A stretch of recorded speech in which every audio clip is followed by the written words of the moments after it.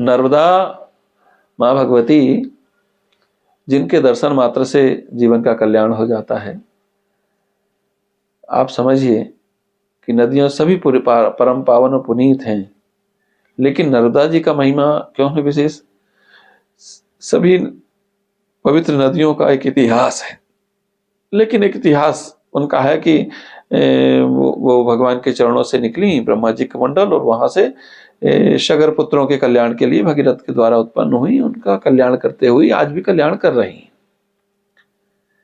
लेकिन नर्मदा की घाट घाट की भी एक अलग अलग कहानी है, कथा है, महिमा है।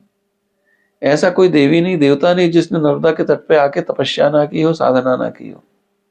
जहां का कण कण शंकर हो, जहां पर कोई कंकड़ निकल जाता है वो शंकर बन जाता है, और उसे प्रतिष्ठा की भी आवश्यकता नहीं पड़ती। बाणकुंड से निकले हुए उस पाषाण को शिव के स्वरूप में हमने बनते यदि कहीं देखा है तो नर्मदा में देखा।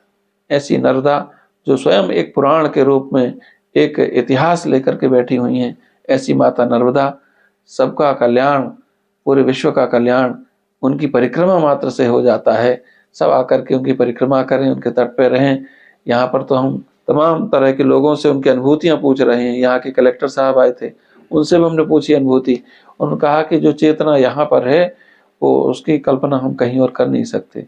और खास करके नर्मदा के इस तट की, इस महिष्मती नगरी की, जो मंडला नगरी की महिमा है वो तो पुराणों में तो है ही है, लेकिन अनुभव में भी अलग तरह से आती है कि यहाँ की अनुभूति अलग ही है।